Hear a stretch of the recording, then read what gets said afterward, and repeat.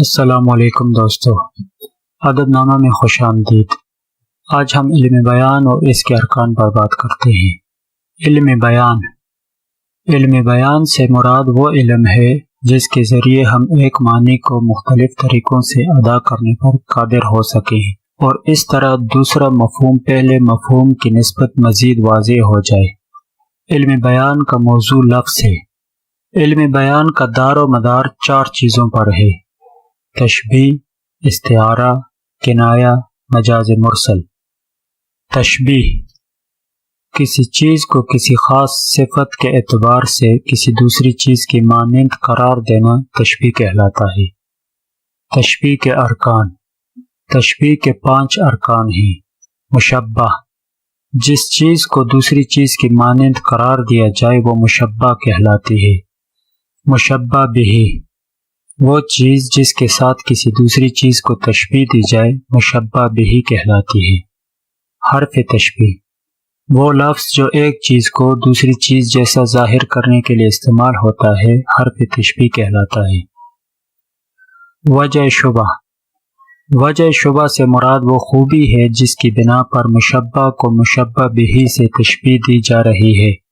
غرض تشبیہ: وہ مقصد یا غرض جس کے لیے تشبیہ دی جائے غرض تشبیہ کہلاتی ہے۔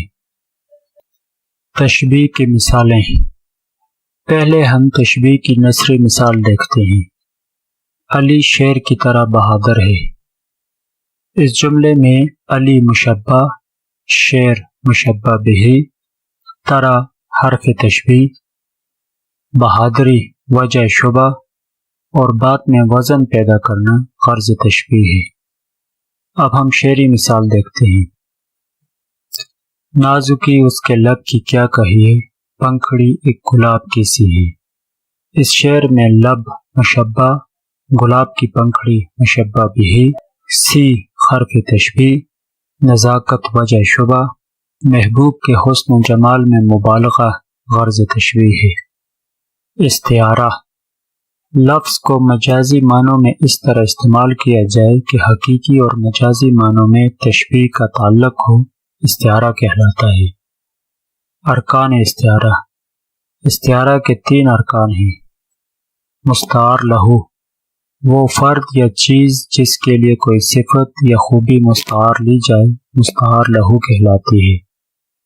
مستعار منہ: وہ شخص یا چیز جس سے کوئی صفت یا خوبی مستعار لی جائے مستعار منہ کہلاتی ہے۔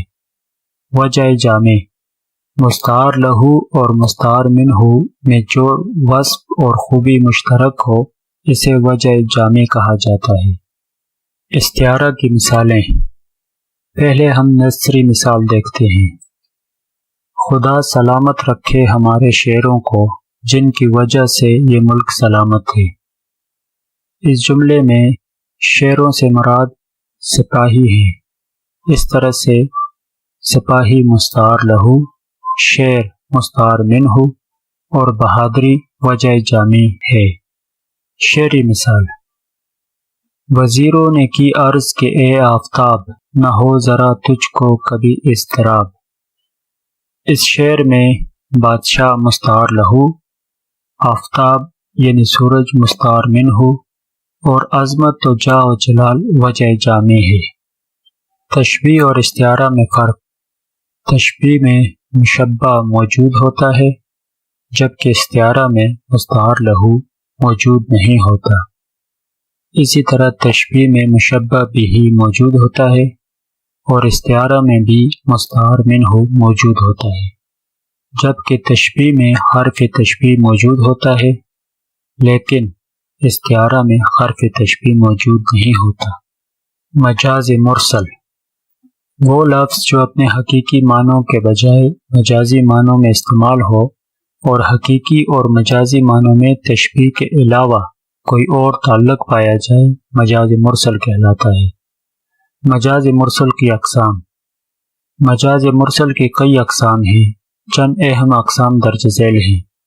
کل سے جز مراد لینا، جز سے کل مراد لینا، سبب بول کر مسبب مراد لینا، مسبب بول کر سبب مراد لینا، ظرف سے مظروف مراد لینا، مظروف سے ظرف مراد لینا، زمانہ سابق کی حالت سے تعبیر کرنا، زمانہ مستقبل کی حالت سے تعبیر کرنا، اعلیٰ کا ذکر کر کے صاحب اعلیٰ مراد لینا۔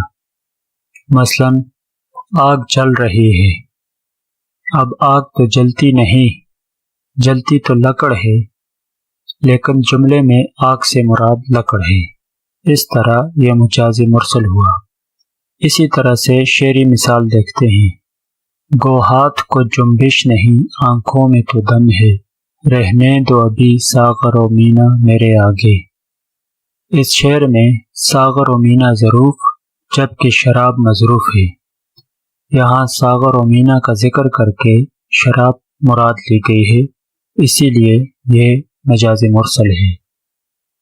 کنایہ، کنایہ کے لغوی معنی ہے بات کو اشارے میں بیان کرنا۔ علم بیان کے روح سے کنایہ وہ لفظ ہے جس کے حقیقی اور مجازی دونوں معنی مراد لیے جا سکیں، مگر کہنے اور لکھنے والے کے پیش نظر اس کے مجازی معنی ہی ہوں۔ مثلا کوئی ویرانی سی ویرانی ہے، دشت کو دیکھ کے گھر یاد آیا۔